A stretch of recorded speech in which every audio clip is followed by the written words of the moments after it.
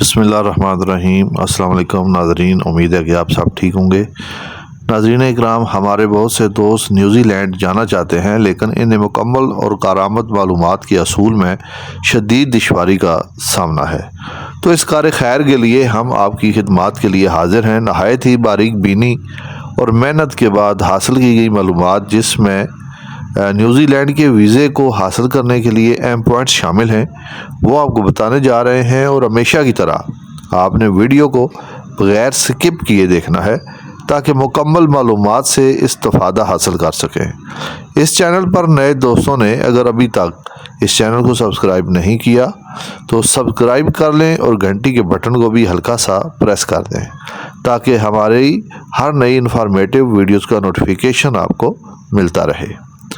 تو دوستو، New Zealand کا ورک ویزا بہت کم وقت میں آپ کو مل سکتا ہے، یعنی کوئی 6 مہینے یا سال انتظار کرنے والی بات نہیں ہے، بلکہ ٹھیک طریقے سے اگر آپ اپلائی کریں گے تو اس کا جواب 2 مہینوں کے اندر اندر آ جائے گا۔ اور اچھی بات یہ ہے کہ اس کا جواب زیادہ تر پازیٹیو ہی آتا ہے، مطلب کہ وہ ویزا لگا دیتے ہیں۔ ان کے ویزے لگانے کی اگر شرح نکالی جائے تو یہ کم از کم 100 میں سے 90 ویزے لازمی لگا دیتے ہیں۔ تو آپ سوچیں، اگر 100 میں سے 90 لوگوں کا ویزا لگ جاتا ہے تو اس کا مطلب ہے کہ اس حوالے میں اپرچونٹی بہت زیادہ ہے، نیوزی لینڈ جانے میں آپ کو زیادہ اچھا موقع مل سکتا ہے۔ دوستو، نیوزی لینڈ کی حکومت نے ایگریڈڈ امپلائیز ورک ویزے کی پالیسی جاری کی ہے، جس کی تفصیلات آپ کو بتائی جائیں گی کہ اس ویزے کے لیے آپ نے اپلائی کرنا کیسے ہے اور کون سی ویب سائٹ سے آپ تھرو ہو سکتے ہیں اور کتنے پیسے لگیں گے، کیا کیا آپ کو چاہیے۔ لیکن سب سے پہلے یہ جاننا بھی ضروری ہے کہ ایگریڈڈ ویزا ہے کیا۔ اصل میں نیوزی لینڈ کی حکومت نے اپنے کچھ امپلائیز کو ویزے جاری کرنے کی اجازت دی ہوئی ہے کہ وہ اپنے کام کے لیے باہر سے بندے منگوا سکتے ہیں۔ اس کو ایگریڈڈ ویزا کہتے ہیں۔ جو امپلائیز باہر سے لوگ منگوا رہے ہیں، ان کے اختیار میں یہ بھی ہے کہ اگر کسی کی فیملی بھی اس کے ساتھ نیوزی لینڈ جانا چاہتی ہے تو وہ اسے بھی ویزا فراہم کر سکتے ہیں۔ تو دوسرے لفظوں میں نیوزی لینڈ کا یہ ورک ویزا بمع فیملی بھی ہے، یعنی کہ اگر ایک بندے جس نے ویزا اپلائی کیا ہے، اس کے 2 بچے ہیں، ساتھ بیوی ہے جس کی کفالت اس بندے کے ذمہ ہے، تو وہ ان 4 لوگوں کا ہی ویزا اپلائی کرے گا اور اسے مل جائے گا۔ لیکن اس میں ایک اور خوبصورتی ہے، وہ یہ ہے کہ اگر یہ شخص چاہے تو اس کی بیوی کو بھی ورک ویزا مل سکتا ہے۔ جن کے بچے اسکول جانے والے ہوں وہ میاں بیوی آسانی کے ساتھ جاب کر سکتے ہیں وہاں پہ۔ یہاں پہ یہ بات ذہن میں رکھیں کہ یہ آفر اڈلٹس بچوں کے لیے نہیں، یعنی کہ بالغ بچوں کے لیے نہیں۔ اب سوال یہ پیدا ہوتا ہے کہ یہ ایگریڈڈ امپلائیز ویزا کتنی مدت کے لیے ہوتا ہے؟ تو دوستو، اس کا جواب یہ ہے کہ یہ ویزا پورے 3 سال کا ہے، اور اس کا خرچہ بھی نیوزی لینڈ کے ڈالرز میں صرف $750 ہے۔ تو اب آپ یہ سوچ رہے ہوں گے کہ وہاں کی اخراجات کیا ہیں اور سیلری کیا ہوگی۔ تو پہلی بات کر لیتے ہیں کہ سیلری کتنی ہوتی ہے۔ تو سیلری سٹارٹنگ میں $3000 سے لے کے تو میکسیمم $10,000 تک ہو سکتی ہے۔ اب رہی بات بچت کی، تو یہ زبردست موقع ہے پیسے بچانے کا، کیونکہ وہاں کے کریڈٹڈ امپلائیز جو آپ کو ویزا فراہم کریں گے وہ آپ کے تمام اخراجات اٹھاتے ہیں، آپ کی رہائش کا، آپ کے کچن کا، آپ کی ہر ضرورت کا خیال وہ خود رکھتے ہیں۔ جو یہاں سے آپ کمائیں گے وہ سیدھا آپ ہی کی جیب میں جائے گا،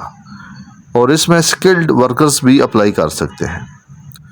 اور وہ لوگ بھی جنہوں نے کبھی جاب نہیں کی، یعنی فریشی لوگ بھی اس میں اپلائی کر سکتے ہیں۔ یقین کریں، اتنی زیادہ کیٹیگریز موجود ہیں جن میں ویزا اپلائی کیا جا سکتا ہے کہ شاید ہی کوئی پروفیشن ہو جس کے لیے انہیں بندہ درکار نہ ہو، ورنہ ہر قسم کی جابز کے لیے وہاں پہ امپلائیز کی ضرورت موجود ہے۔ اس سے پہلے کہ ہم آپ کو کیٹیگریز کے حوالے سے معلومات دیں، یہ بات سمجھ لیں کہ اگر ایگریڈڈ ویزا وہاں کی امپلائیز جن کو اتھرائز ہے کہ وہ ویزا آپ کو دیں گے، آپ انہیں اپلیکیشن دیں گے تو آپ کا کام آگے چلے گا، کیونکہ انہوں نے آپ کے اخراجات بھی سارے اپنی جیب سے پے کرنے ہیں، اور آپ کی اپلیکیشن صرف انہی کو ہی جانی چاہیے۔ ایسا نہیں کہ آپ کسی اور جو ہے وہ محکمے کی طرف یا گورنمنٹ کی طرف آپ اپلائی کر رہے ہوں تو پھر آپ کا کام نہیں ہوگا۔ اس کے بعد جو اہم بات ہے وہ یہ ہے کہ آپ اپنی سی وی اور کورنگ لیٹر بھی عام طریقے سے نہیں بنائیں گے، بلکہ جس طرح میں نے آپ کو کینیڈا کا ویزا اپلائی کرنے کے لیے بتایا تھا کہ آپ نے کینیڈین سی وی فارمیٹ میں ہی تیار کرنی ہے، اسی طرح یہاں پہ نیوزی لینڈ کا جو فارمیٹ چل رہا ہے اسی کے آفیشیل فارمیٹ میں آپ نے سی وی بھی تیار کرنی ہے اور کورنگ لیٹر بھی، اور آپ ایسے اچھے طریقے سے تیار کریں یا کسی سے تیار کروا لیں کہ جب آپ وہاں پہ اپلائی کریں